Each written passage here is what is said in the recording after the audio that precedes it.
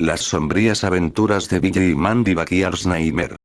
Las sombrías aventuras de Billy y Mandy ha sido una popular serie animada de Cartoon Network Studio, transmitida desde 2001. Por su éxito, ha continuado hasta nuestros días, sufriendo cambios de directores, como cualquier otro programa. En 2006, John Kricfalusi, creador de Ren y Stimpy, tras declararse fan del programa, mandó una carta a Maxwell Atoms, creador del show, para proponerle dirigir un episodio.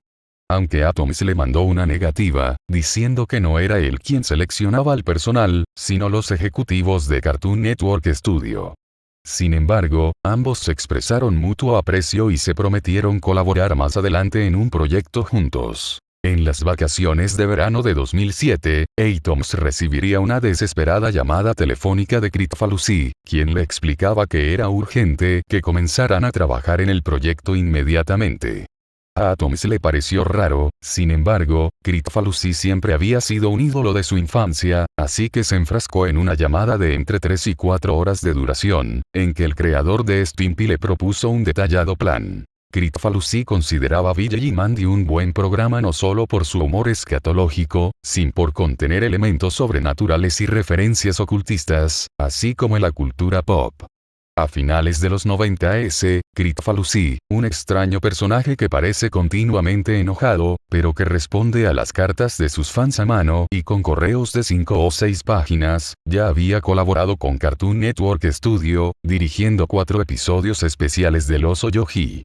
CN, como todas las demás televisoras especializadas en dibujos animados, conocía la peligrosa trayectoria de Kricfalusi, pero como era una época en que el interés en los dibujos animados iba en descenso, aceptó el trato a regañadientes.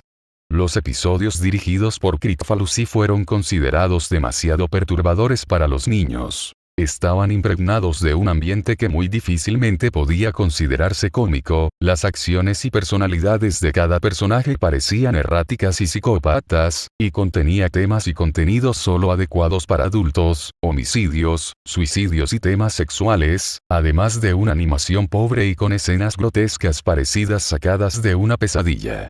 CN, sin embargo, transmitió los 4 episodios una única ocasión, y con mínima publicidad, en un horario para adultos, 1 AM.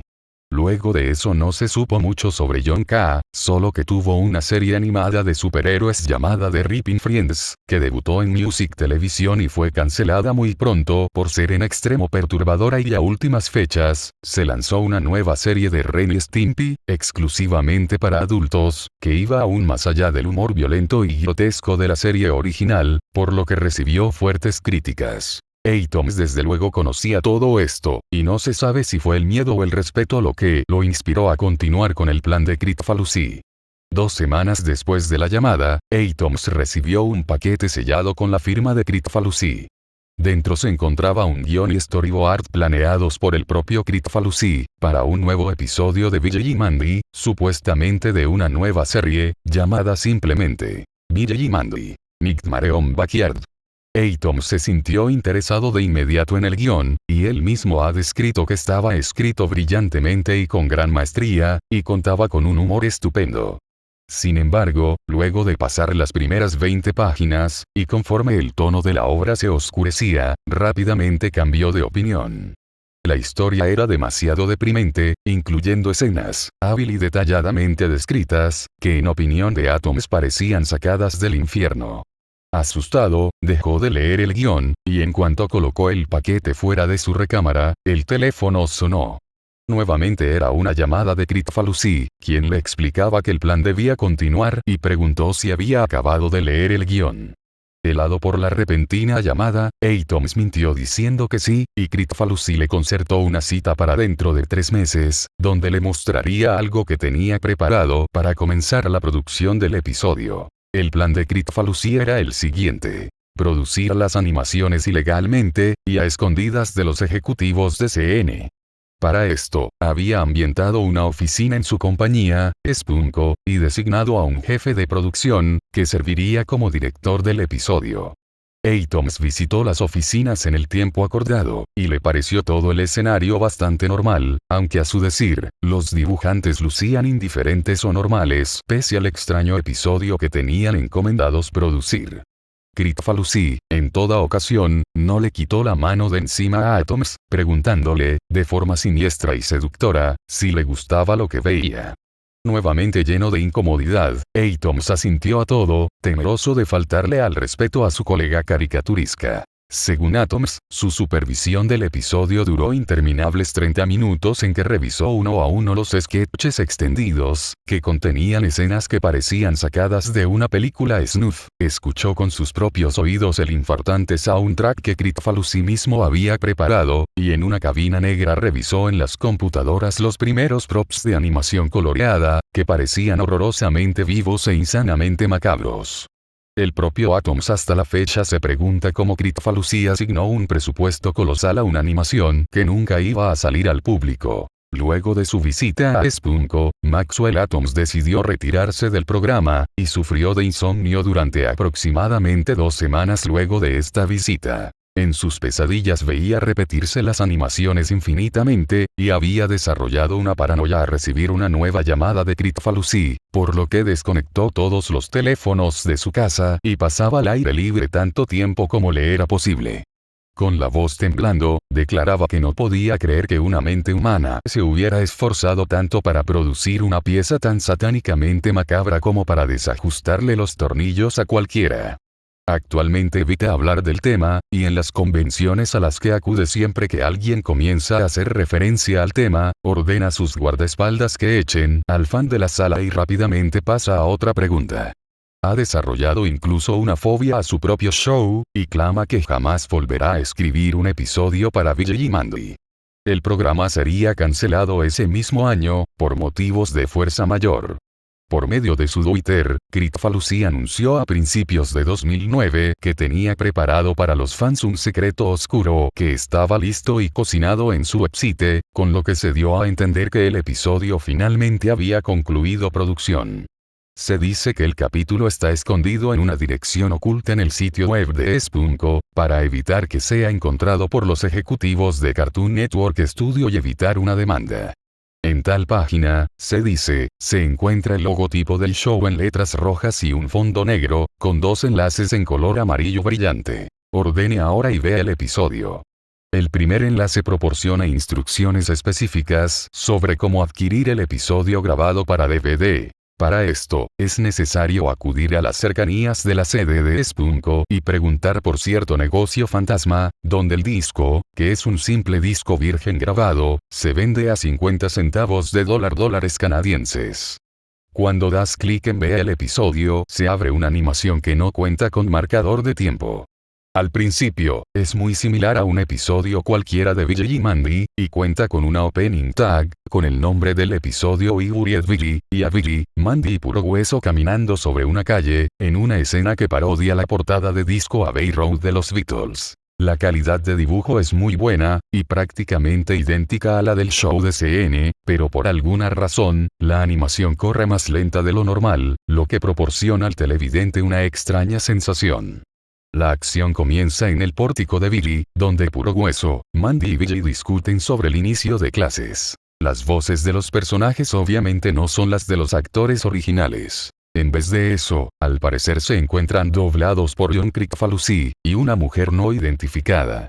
Los diálogos en efecto, son graciosos, pero las expresiones de los personajes y el tono en que dicen las cosas transmiten exactamente lo contrario. Los acentos son demenciales y los personajes hablan como enloquecidos, lo que aunado al ritmo lento en que transcurre la acción, asusta bastante desde los primeros segundos. Luego de eso, 4 figuras cabezonas que parecen caricaturas de los Beatles aparecen cruzando la barda del patio.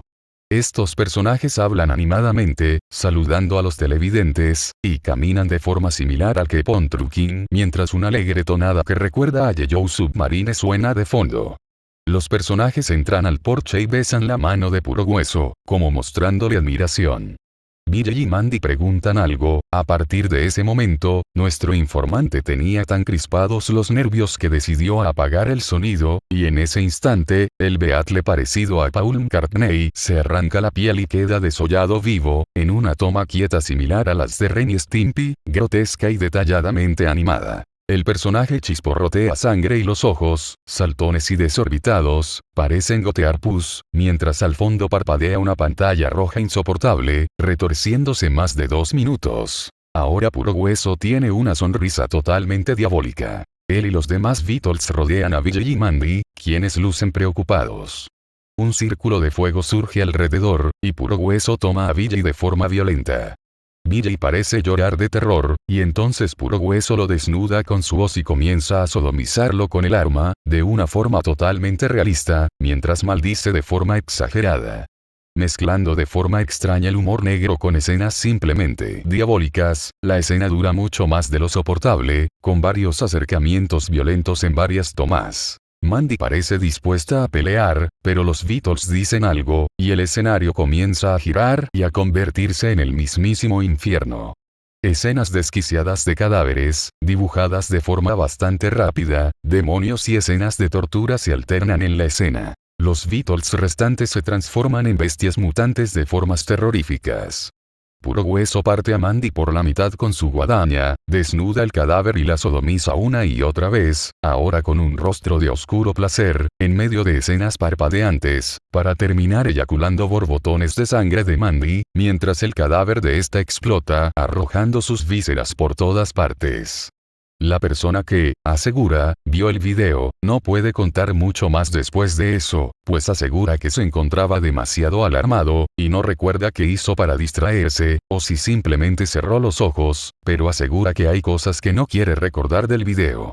Pero parece que luego de eso comienza una especie de escena de aventura, con Vijay y Mandy vivos de nuevo, aunque todavía desmembrados y seriamente lesionados, enfrentando alguna cosa en el infierno, incluyendo escenas de distintos demonios, muy originalmente diseñados, efectuando varias acciones maniáticamente animadas. La escena corta al negro durante unos 5 segundos, y gradualmente se comienza a encender la luz.